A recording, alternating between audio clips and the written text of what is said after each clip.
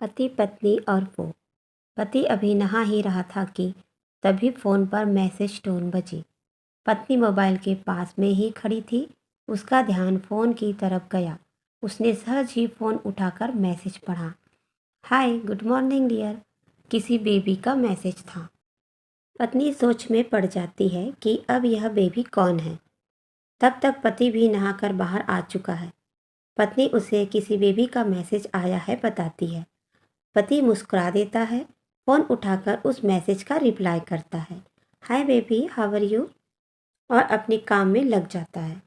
पत्नी इस रिप्लाई को भी पढ़ती है। अब हर पल पत्नी के दिमाग में यही विचार कौंधता रहता है कि यह बेबी कौन है। शाम को पति घर आता है। पत्नी उससे पूछती है यह बेबी कौन है।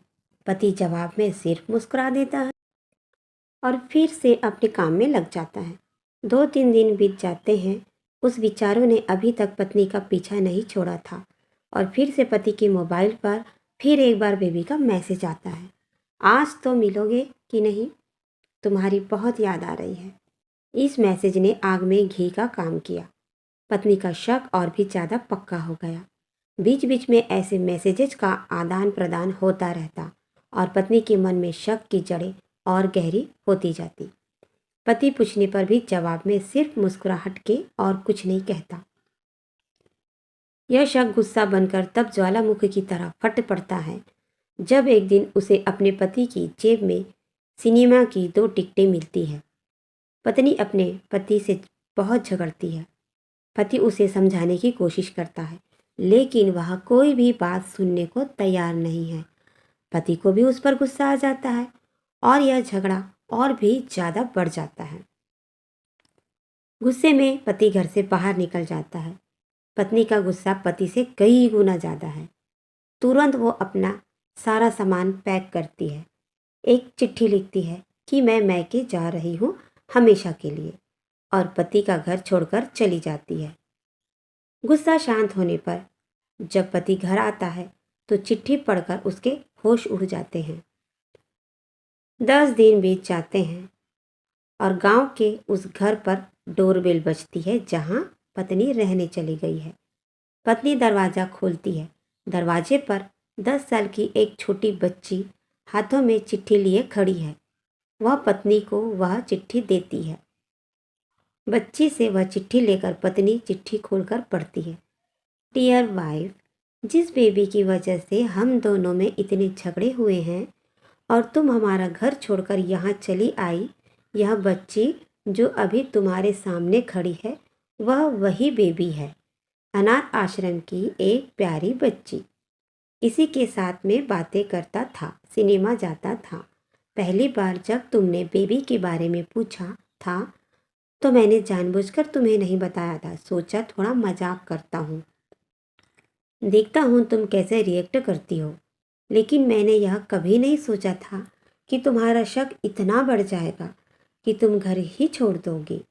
हाँ, सबसे ज़रूरी बात यह है तो बेबी है वह किसी और की नहीं बल्कि तुम्हारी ही बेटी है। रुको, अपने आप को संभालो और आगे बात ध्यान से पढ़ो। हमारे शादी के 2 साल पहले की यह बात है। तुम अपने कॉलेज के लास्ट ईयर में थी। तुम्हारे प्रोफेसर ने नोट्स लेने के बहाने तुम्हें बुलाया था और तुम्हें चाय में नशीली दवा मिलाकर ना करने वाला काम किया था। इसमें तुम्हारी कोई गलती नहीं थी, लेकिन कुदरत ने अपना काम किया और तुम्हारे पेट में इस बेबी को डाल दिया। काफ़ी प्रयास करने पर भी अबॉर्शन नहीं हुआ तो तुम्हारे घर वालों ने समाज के डर से तुम्हें 6 महीने तक घर में ही रखा। तुम्हारे पिताजी खुद एक डॉक्टर हैं, इसलिए यह बिन मांगा बच्चा बड़ा आसानी से बिना किसी को कानो कान खबर किए इस दुनिया में आया।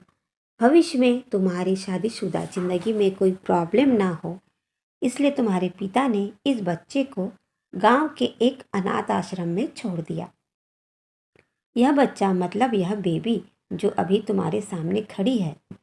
अगर अभी भी विश्वास नहीं हो रहा है तो इस बच्ची के गाल का वो तिल देख लो जो शायद तुमने उसे आखिरी बार रोते हुए देखा होगा, या फिर अपने पिताजी से पूछ लो। पत्नी जल्दी से उस बच्ची के पास में लेकर उसके गालों का तिल देखती है। उसका मन भर आता है, उसकी आंखों में आंसू आ जाते हैं, लेकिन अभी भी चिट्ठी बाकी है, इसलिए वह आगे बढ़ती है। मुझे पता है अभी भी तुम्हारे मन में यह सवाल उठ रहा होगा कि यह सब मुझे कैसे पता। तुम्हें बता दूं कि यह सब तुम्हारे खुद के पिता ने ही अपने मन में उठ रहे पश्चाताप को शांत करने के लिए शादी के 1 महीने पहले मुझसे मिलकर सारी बात मुझे बताई थी। उन्होंने यह भी कहा था कि अगर मैं चाहूँ तो शादी से इनकार कर सकता हूँ, लेकिन मैंने तो तुम्हें स्वीकार कर लिया क्योंकि इस पूरी घटना में तुम्हारी कोई भी गलती नहीं थी और हमारी शादी हो गई। तुमने मुझे इतना प्यार दिया, लेकिन तुम्हारे पिता से बेबी के बारे में जानने के बाद मैं उसे मिले बिना नहीं रह पाया। मैं बीच बीच में उससे मिलता था, उससे मिलना, उसके साथ समय बिताना मुझे अच्छा लगता था। कितनी प्यारी बच्ची बिना किसी गलती के क्यों सजा भुगते। बस इसलिए मैं उसे थोड़ी सी खुशी देने की कोशिश करता था। बस मुझे इतना ही कहना था। अब अगर तुम फिर से अपने घर आकर मेरे साथ रहना चाहती हो तो गैलरी में आ जाओ। तुम्हारा और सिर्फ तुम्हारा डियर पति। बिना एक क्षण की देरी की पत्नी दौड़कर गैलरी में पहुंची और रास्ते में उसका पति अकेला खड़ा था। उसके चेहरे पर मुस्कान थी और पत्नी की आंखों में समंदर था, आंसू का। डियर फ्रेंड्स, कारण कुछ भी हो, अपने दोनों के बीच में कभी भी सबको थोड़ी सी भी जगह मत दो, क्योंकि दुनिया में हर बीमारी का इलाज है, लेकिन शक नाम की बीमारी का कोई भी इलाज नहीं। मन शांत रखो, जो भी मन में आए एक दूसरे से खुलकर कहो, कोई भी डाउट मत रखो। वीडियो को पूरा पढ़ने सुनने के लिए आप लोगों का बहुत सारा थैंक यू और वीडियो को लाइक शेयर कमेंट्स अवश्य करिएगा।